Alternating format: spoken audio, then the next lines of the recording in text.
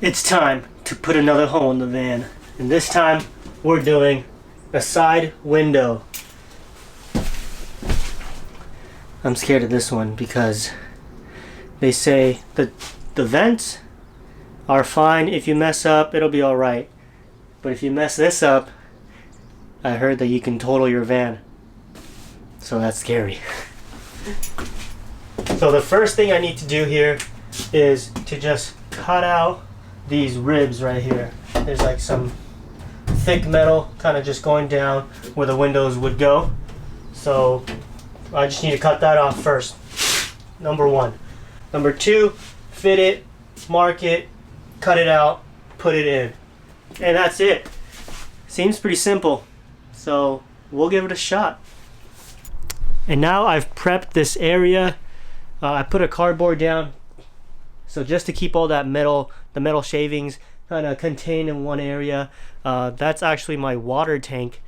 And I just made it vertical so I can kind of tape it off and have like a wall on that side. And then using the seat that side to kind of contain it all within this area. Because all the metal shavings, you know, could go flying around and then end up rusting. And yeah, so you don't want that. So keep it contained. So we're in a Mercedes-Benz Sprinter 2020 144 wheelbase, and let me just show you here what it looks like. There's a little gap between this thing that I have to cut off and the actual shell of the van. And I've seen some people like cut here and then just cut at the middle and just kind of leave a weird thing just right here. But I think I'm just gonna cut at the top and cut at the bottom. So just taking that whole entire piece off, and then same thing with that one. Looks like it would be pretty easy to cut. There's a good enough gap right here that when I run the angle grinder, it probably won't be hitting this at all. I'll just be getting this. It shouldn't be too hard.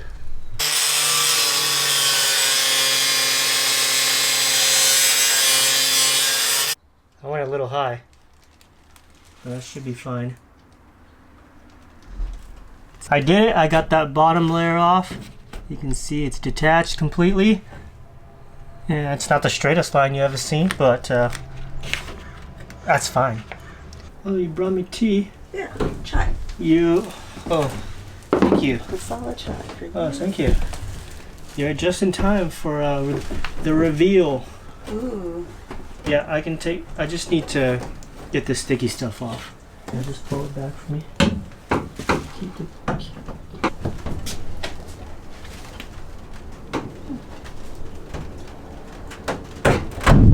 Boom. There it is. Well, there's one. Just one more to go.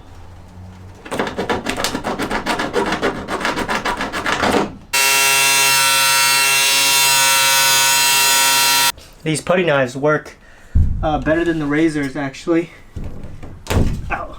It's just an awkward angle. There you go. Now just spray some Rust-Oleum to stop any potential rusting of these metals here, the raw metals.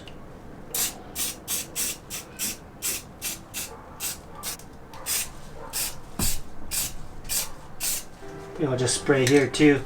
So I scratched the metal right here. I'll just spray that down. Alright, that should be good enough. Let that dry. Actually right here.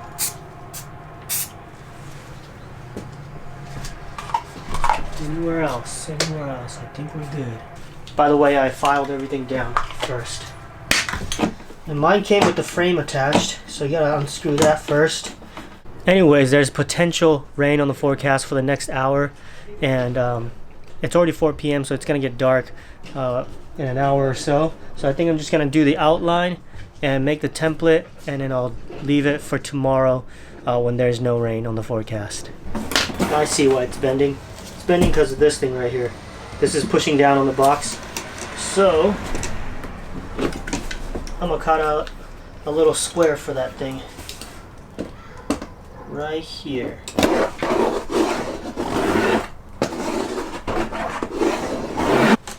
Let's see if this matches. Or you know what? We can just do this. We can just see if it fits this window in here. Bam! Look at that. We got a window, ladies and gentlemen.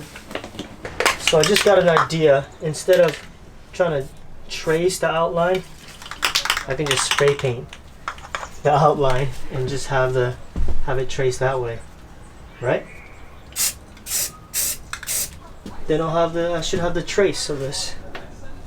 It's raining now, so yeah, we're gonna wait till tomorrow. See ya. Okay, so it's the next day now, and I think I'm ready to do it. No rain on the forecast, so that's good.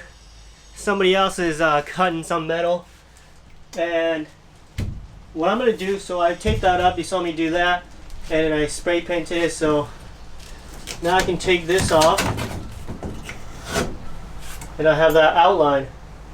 What most people do, what I've seen in other videos, is that they'll leave this up and they'll drill a couple holes and they'll match it up on the outside and then make an outline on the outside. But I figured there's no point in doing that. You can just cut it from the inside. Why does everybody cut it from the outside? Right? I mean, the only reason why you would need to do that, I think, if you didn't have enough clearance with the jigsaw up top. Otherwise, if I can cut it from the inside, I mean, that saves me some work trying to trace it back on the other side. So I'm gonna just cut it from the inside. Unless there's any other reason, you guys let me know in the comments. Is there any other reason why you would do it from the outside? Now I'm gonna tape it off and we'll go from there. Okay, so now I got the tape all bordered up. Just gonna make sure that we're good here. Measure it again. That's a little off. This is a little off right here. Good thing I measured. I might have to do the retaping. Just some starting points. Actually, before I do that, I just realized I gotta go kind of cover the underside of the outside. So yeah, good thing I realized that right now. I'm planning on cutting the corners first and then finish it with the easy straight parts.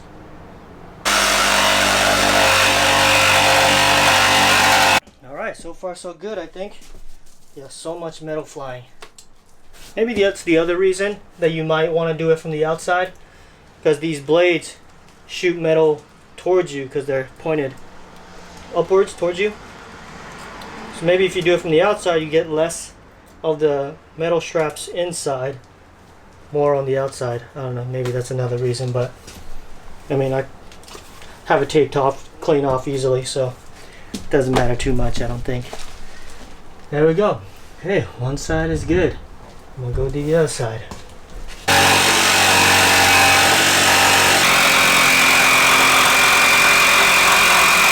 There's a hole.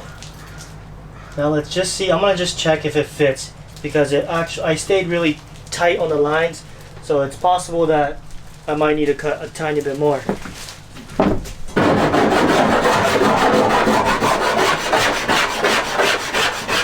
Now we just need to put the Rust-Oleum on and we're good to go.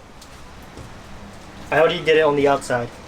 Alright, I already did it from the outside. I just need to do a little bit more on the inside corners here. Okay, so what I basically did was the ones with the pre-drilled holes, screw those in, and then I kind of just screwed in partially with the other ones just so I can mark it. So now I'm going to take this off, and you can see the markings there.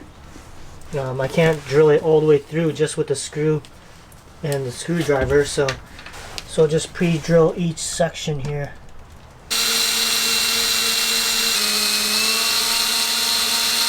And now I pre-drilled everything, so we should be able to get this fitted on here. And you can see right here that it came with this rubber fitting already attached to the window. And I guess the manufacturer, they say you don't need the Butyl Tape. So I guess we'll just go without the Butyl Tape and just this stuff here, and attach it straight to the wall, to the hole.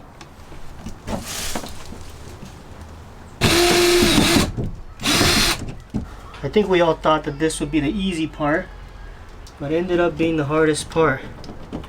Getting all the holes right. Had to pre-drill and take it off on and off a couple more times. And this has actually been more time consuming than the cutting. So this was kind of annoying that it was only like 5 of them that were pre-drilled. But now I think we got it. Well, there it is, guys. That was the window install for the 144 wheelbase Mercedes Sprinter. This is the 2020. And for the left, the driver's side window. Thanks for watching, guys. I think, if anything, man, the cutting is the easy part for me. All these things that gave me little trouble, the little stuff gave me trouble with this one. But we got it done. Looks good.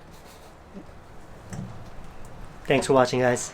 See you on the next one. Make sure to subscribe and catch us on the next build. I think we're doing some insulation, so maybe some bed framing and all kinds of other things. So make sure to subscribe. See ya.